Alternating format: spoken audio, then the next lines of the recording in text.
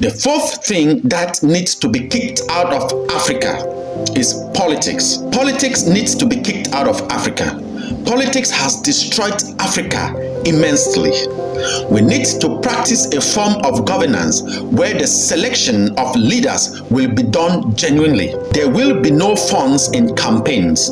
Anybody or contestant or electoral candidate caught in using money to buy over followers is automatically disqualified. Most Africans have sold their destiny and future for a loaf of bread.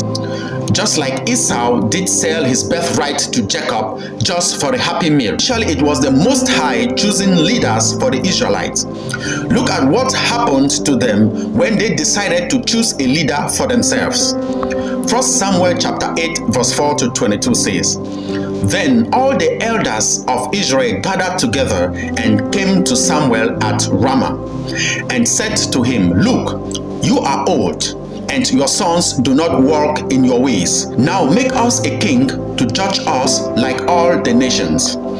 But the thing displeased Samuel when they said, 'Give us a king to judge us.' So Samuel prayed to the Most High, and the Most High said to Samuel, 'Heed the voice of the people in all that they say to you. For they have not rejected you, but they have rejected me, that I should not reign over them, according to all the works which they have done, since the day I brought them up out of Egypt, even to this day, with which they have forsaken me and served other deities or gods. So they are doing to you also. Now therefore, heed their voice. However, you shall solemnly forewarn them and show them the behavior of the king who will reign over them.' So Samuel told all the words of the Most High to the people who asked him for a king. And he said, 'This will be the behavior of the king who will reign over you. He will take your sons and appoint them for his own chariot and to be his horsemen, and some will run before his chariot. He will appoint captains over his thousands and captains over his fifties, will set some to plow his ground and reap his harvest, and some to make his weapons of war and equipment of his chariot. He will take your daughters to be perfumers, cooks, and bakers, and he will take the best of your field, your vineyards, and your olive groves, and give them to his servants. He will take a tenth of your grain and your vintage, and give it to his officers and servants.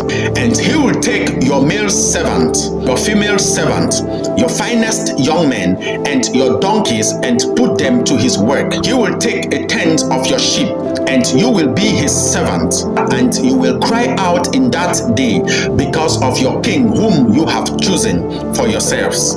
And the Most High will not hear you in that day.' Nevertheless, the people refused to obey the voice of Samuel and said, 'No, but we will have a king over us, that we also may be like all the nations, and that our king may judge us and go out before us and fight our battles.'